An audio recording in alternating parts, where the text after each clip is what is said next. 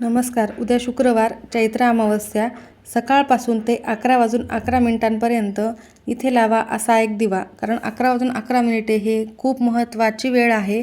या वेळेपर्यंत तुम्ही जी काही इच्छा मागाल ती नक्कीच पूर्ण होईल. आणि या वेळेमध्ये देखील तुम्ही असा दिवा लावून जर इच्छा मागितली तर तुमची इच्छा 100% पूर्ण होणार आहे. 3 पिढ्यांचा पितृदोष देखील नष्ट होणार आहे आणि घरातील दरिद्रता, दुःख संपेल आणि तुमच्या कुटुंबाची प्रगती होणार आहे. तर असा हा दिवा उद्या कोठे लावायचा आहे, कोणत्या वेळेत लावायचा आहे, सविस्तर माहिती मी तुम्हाला या व्हिडिओमध्येच सांगणार आहे. त्यामुळे व्हिडिओ स्किप न करता शेवटपर्यंत बघा. माहिती आवडल्यास लाईक, शेअर, सबस्क्राईब करून बेल आयकॉनला आवर्जून प्रेस करा आणि कमेंट बॉक्समध्ये ओम नमो भगवते वासुदेवाय नमः लिहायला अजिबात विसरू नका. तर उद्याची ही अमावस्या खूप महत्त्वाची तिथी आहे आणि अमावस्या तिथीला तुम्ही जर काही प्रभावी उपाय केले तर त्याचे तुम्हाला 100% सकारात्मक फळ हे मिळत असते. कधी कधी काय असते तर आपण खूप कष्ट आणि मेहनत करतो पण शेवटी हाती काही उरत नाही. आर्थिक चणचण नेहमी जाणवते. पैशासंबंधित खूप समस्या निर्माण होत असतात. कधी कधी पैसा भरपूर येतो पण तो घरात टिकत नाही. कधी टिकला तर तो कोणत्या ना कोणत्या कारणाने, आजारपण म्हणा किंवा मग कोणत्याही कारणाने घराच्या बाहेर सारखा जात असेल आणि त्यासोबतच घरामध्ये छोट्याशा कारणावरून वादविवाद, भांडणे होत असतील, मानसिक त्रास होत असेल तर हा उपाय तुमच्यासाठीच आहे. कधी कधी तर असं वाटतं की आपण एखादी गोष्ट मिळवण्यासाठी अगदी जवळ पोहोचतो पण काही क्षणातच ते हातातून निसटते. मुलांच्या प्रगतीमध्ये अडथळे येत असतील, म्हणजे शैक्षणिक क्षेत्रामध्ये किंवा मग लग्नामध्ये देखील त्यांच्या अडथळे येत असतील.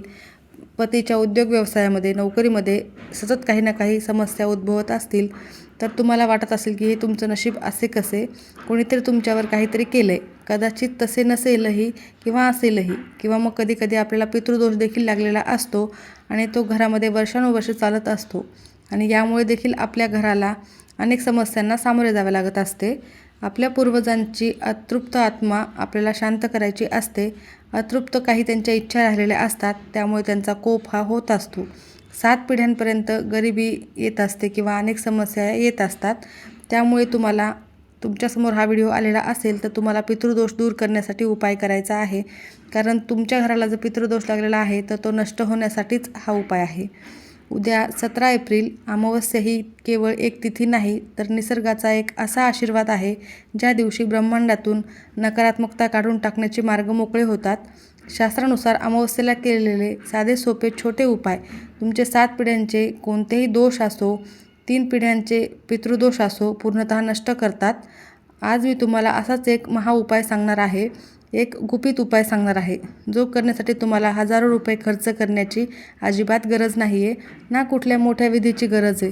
फक्त तुम्हाला देवघरामध्ये किंवा घराच्या एक विशिष्ट कोपऱ्यामध्ये एक दिवा लावायचा आहे आणि तो अशा प्रकारे लावायचा आहे ते मी तुम्हाला पुढे सांगत आहे. आयुष्यातलं दारिद्र्य संपून तुम्हाला प्रत्येक कामामध्ये यश मिळेल. हा उपाय नेमका कधी करायचा आहे, दिव्यात कोणती गुप्त वस्तू टाकायची आहे आणि दिवा लावताना कोणता मंत्र म्हणायचा आहे, ही सर्व सविस्तर माहिती मी तुम्हाला या व्हिडिओमध्ये पुढे सांगत आहे. व्हिडिओ अर्धवट पाहू नका, संपूर्ण व्हिडिओ पहा. यामुळे तुम्हाला संपूर्ण माहिती मिळेल. कारण अर्धवट माहिती मिळाल्यास त्याचे काहीही फायदा होत नाही, त्याचा काहीही अर्थ नाही आहे. त्यामुळे संपूर्ण माहिती बघा. अमावस्या ही तिथी साधीसुधी तिथी नाही आहे. चैत्र महिन्याची अमावस्या म्हणजे मराठी नववर्षाची पहिली अमावस्या असते. खूप महत्त्वाची तिथी ही आहे. त्यामुळे तुम्हाला मराठी नववर्षाच्या सुरुवातीलाच हा उपाय केल्याने त्याचे निश्चितच चांगले प्रभाव पाहायला मिळतील. त्यासोबतच आपण आपल्या घराला घरपण देण्यासाठी खूप सजवतो, खूप मेहनत करतो. पण तुम्हाला माहीत आहे का, आपण जितकी मेहनत घराला सावरण्यासाठी करतो, घरामध्ये व्यवस्थितपणा, एकोपा, सकारात्मकता राहण्यासाठी करतो, तितकीच एखादी वाईट नजर किंवा एखादी बाधा तुमचं घर पूर्णतः नष्ट करत असते. अनेकदा आपल्याला असे वाटते की अरे कालपर्यंत सर्व काही व्यवस्थित होतं आणि मग अचानकच आज इतका कसा घरामध्ये बदल झालेला आहे. घरामधील वातावरण हे नकारात्मक होत असते. मुलांचे कोणतेही काम पूर्ण होत नाही किंवा मग सकारात्मकता घरामध्ये नसते किंवा मग मुलांना प्रगती होत नाही, त्यांच्या अभ्यासामध्ये देखील त्यांचे मन लागत नाही, पतीची प्रगती होत नाही किंवा विनाकारण घरामध्ये वादविवाद सुरू होत असतात क्षुल्लक कारणावरून. तर अशी काही समस्या असेल तर याचं उत्तर आहे कदाचित तुमच्या घराला नजरबाधा झालेली असेल तर ती दूर करण्यासाठी तुम्हाला हा उपाय करायचा आहे आणि अमावस्येच्या ह्या तिथीलाच करायचा आहे. जेव्हा एखादी व्यक्ती आपल्या प्रगतीकडे आणि आपल्या सुखी संसाराकडे मत्सराने पाहते तेव्हा त्याच्या डोळ्यातून बाहेर पडणारी ती नकारात्मक ऊर्जा असते जे आपल्या घराच्या भिंतींना भेदून जात असते आणि अमावस्या ही तिथी अशीच काही नकारात्मक ऊर्जा दूर करण्यासाठी महत्त्वाची तिथी मानली जाते. अमावस्येची रात्र ही अशी रात्र असते जी शक्तीसाठी सर्वात मोठा दरवाजा असतो. नकारात्मक सकारात्मक दोन्ही शक्तींचा प्रभाव या वेळेला असतो. परंतु आपण सकारात्मकता जास्तीत जास्त केली म्हणजेच काय तर जास्तीत जास्त देवाची सेवा केली, काही प्रभावी उपाय केले तर सकारात्मक शक्ती जास्त प्रमाणामध्ये तुमच्या घराजवळ आजूबाजूला फिरत असतात. साक्षात देवी देवतांचा आशीर्वाद तुम्हाला प्राप्त होतो. कारण ही तिथी जितकी नकारात्मक आहे तितकी सकारात्मक देखील असते. म्हणून या तिथीला आवर्जून काही उपाय करायचे असतात. जेव्हा चंद्र आकाशातून गायब होत असतो तेव्हा या नकारात्मक लहरी देखील अतिशय प्रबळ करत असतात. आपण रात्रीची शांत झोप घेतो, पण याच काळात आपल्याला संरक्षण कवचाची गरज असती, ते कमकुवत झालेलं असतं. आणि हे मी उगाच सांगत नाही आहे. तुम्हाला आज रात्रीपासून काही विशिष्ट संकेत मिळायला लागतील. जर आज संध्याकाळनंतर तुमच्या घराला विनाकारण भांडणाची ठिणगी पडली असेल तर समजा नकारात्मकता तुमच्यावर हवी होती. जर तुम्हाला किंवा तुमच्या पतीला वारंवार अचानकच जाग येत असेल, विचित्र स्वप्न पडत असतील तरी देखील नकारात्मकता आजूबाजूला असते. जर तुमच्या घरातील पाळीव प्राणी किंवा तुळशीचे रोप विनाकारणच मलून झाले असेल, सुकले असेल तर समजा हा दिव्याचा उपाय तुमच्यासाठी जीवन संजीवनी ठरणार आहे. मी जो दिवा तुम्हाला सांगणार आहे तो साधासुद्धा दिवा नाही आहे. तो कोणत्या धातूचा असावा, पितळेचा असावा की मातीचा, त्यात घातलं जाणारं तेल किंवा तूप कोणतं असावं, मोहरीचं तेल असावं की शुद्ध गाईचं तूप असावं, सर्वात महत्त्वाचं त्या दिव्यात कोणती वस्तू टाकायची आहे ती एक गुप्त वस्तू मी तुम्हाला सांगणार आहे. ती इतकी शक्तिशाली आहे की दिव्यात टाकताच त्यातून निघणारा धूर हा तुमच्या घराला लागलेला कोणताही वाईट दोष, नजरबाधा, करणीबाधा, पितृदोष एका झटक्यात नष्ट करेल. आणि दिवा हा सकारात्मकतेचे प्रतीक आहे, ज्ञानाचे प्रतीक आहे. दिवा लावल्यानेच घरातील नकारात्मकता नष्ट होत असते. तर त्यामध्ये तुम्ही जर ही वस्तू मी तुम्हाला जी सांगणार आहे ती टाकली तर निश्चितच सर्व बाधा देखील नष्ट होतील. हा दिवा लावण्याची वेळ आणि दिशा जर चुकली तर तुमचा उपाय काम करणार नाही. त्यामुळे पुढची 5 मिनिटे तुमच्या आयुष्यासाठी अत्यंत मोलाची आहेत. हा उपाय केल्यानंतर पुढच्या 24 तासातच तुम्हाला घरातलं वातावरण बदललेलं दिसेल. अगदी प्रसन्न वाटणार आहे. हे तुम्ही स्वतः अनुभवाल. तुम्हाला जर शत्रू त्रास वारंवार होत असेल आणि शत्रू खूपच नकारात्मक प्रभाव तुमच्यावर पाडत असेल तर तुम्हाला हा उपाय करायचा आहे. आता वेळ न वाया घालवता कोणती ती गुप्त वस्तू आहे ती बघूयात. तर दिवा लावण्याची अचूक पद्धत देखील बघूयात. तर मैत्रिणींनो, आता जो विधी मी तुम्हाला सांगणार आहे तो तुमच्या आयुष्यातील दुःखाचे डोंगर दूर करण्याची मोठी ताकद घेऊन येत आहे. फक्त तुम्हाला जर मासिक धर्म असेल तर हा उपाय करता येणार नाही. तुमच्या घराला सुतक असेल तरी देखील हा उपाय करता येणार नाही. मासिक धर्म असेल तर तुम्ही सोडून इतर कोणीही हा उपाय केला तरीही चालेल, काहीही हरकत नाही. उद्या 17 एप्रिल अमावस्येच्या दिवशी सकाळी लवकर उठायचे आहे. अंघोळीच्या पाण्यामध्ये चिमूटभर काळे तीळ आणि थोडेसे सैंधव मीठ टाकून स्नान करायचे आहे. त्यानंतर स्वच्छ कपडे परिधान करायचे आहेत. लक्षात ठेवा, या दिवशी काळे कपडे चुकूनही घालायचे नाही आहेत. आपल्या घराच्या दक्षिण दिशेला जायचे आहे आणि शास्त्रोक्त पद्धतीने दक्षिण ही दिशा यमराजाची दिशा मानली जाते आणि पितृदेवतांची देखील दिशा मानली जाते. जर तुमच्या घरात पितृदोष असेल तर या दिशेकडूनच नकारात्मकता येत असते. म्हणूनच आपल्याला इथेच संरक्षण दिवा लावायचा आहे. तर हा उपाय करण्यापूर्वी देवघरातील दिवा हा प्रज्वलित करून घ्यायचा आहे. देवाची विधिवत पूजा करून घ्यायची आहे. त्यानंतर तुम्हाला हा उपाय करायचा आहे. त्यासाठी तुम्हाला एक मातीची पंती लागणार आहे. पंती ही स्वच्छ असावी, तुटलेली चिरलेली पंती नसावी. चांगली पंती घ्यायची आहे. त्यामध्ये शुद्ध तिळाचे तेल टाकायचे आहे. तिळाचे तेल पितरांना अत्यंत प्रिय आहे आणि पितृदेवतांसाठीच हा दिवा आपण लावत आहोत. यामुळे साक्षात आपल्याला पितृदेवतांचे आशीर्वाद प्राप्त होतील आणि 3 पिढ्यांचा पितृदोष नष्ट होईल. तर त्या दिव्यामध्ये तुम्हाला तिळाचे तेलच टाकायचा जास्तीत जास्त प्रयत्न करायचा आहे. जर तिळाचे तेल नसेल तर मग तुम्ही साधे तेल टाकू शकता, जे तुम्ही दररोज देवघरातील दिवा लावण्यासाठी वापरता ते तेल टाका व त्यामध्ये तुम्हाला चिमूटभर काळे तीळ टाकायचे आहेत. त्यानंतर 2 लवंगा टाकायच्या आहेत. तर लवंगा देखील अखंड टाकायच्या आहेत. ज्याला फूल आहे अशाच लवंगा टाकायच्या आहेत. आपल्या पूर्वजांचे नामस्मरण करायचे आहेत.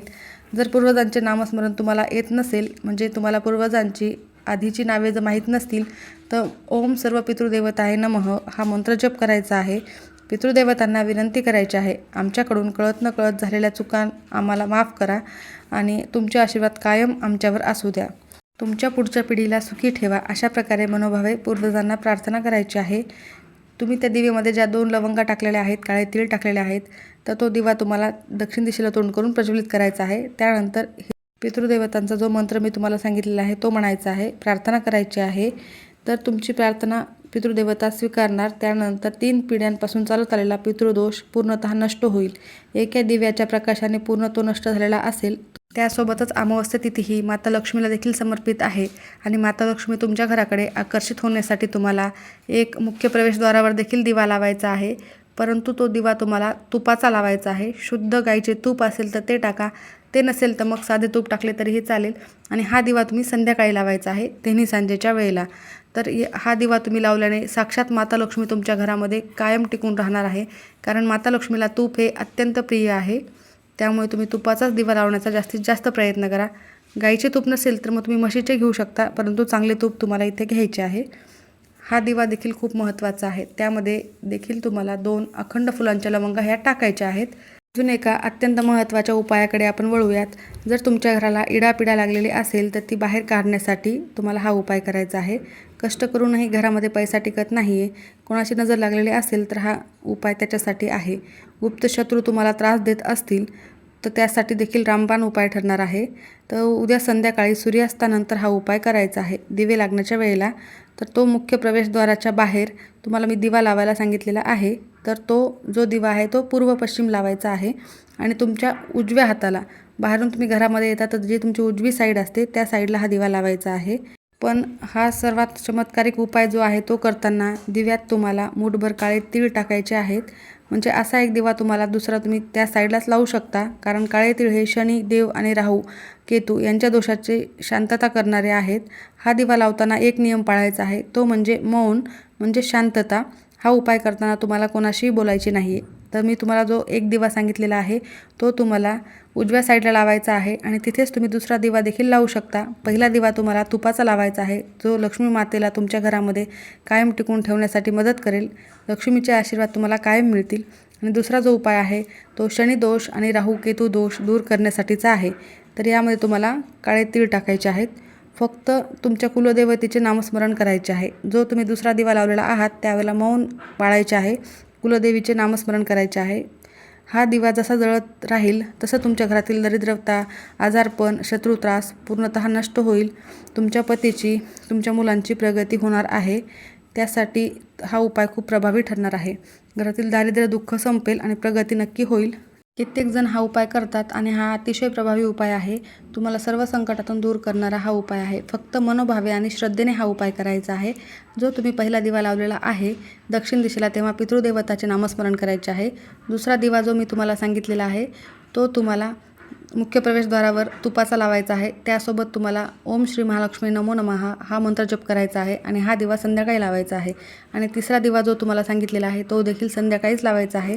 तो शनिदेव, केतू आणि राहू यांच्यासाठी लावायचा आहे. यांचे दोष दूर होण्यासाठी अत्यंत महत्त्वाचा आहे आणि कुलदेवतेचे नामस्मरण करायचे आहे. अतिशय प्रभावी हे उपाय आहेत आणि हे उपाय करण्यापूर्वी तुमच्या देवघरातील दिवा हा प्रज्वलित केलेला असावा. त्यानंतरच तुम्हाला हे उपाय करायचे आहे. अतिशय महत्त्वाचे हे साधे सोपेच उपाय आहे पण खूप महत्त्वाचे आहेत. निश्चितच तुमच्या घरामध्ये याचा सकारात्मक बदल जाणवेल. माहिती आवडली असेल तर नक्की लाईक करा. सर्वांचे खूप खूप धन्यवाद.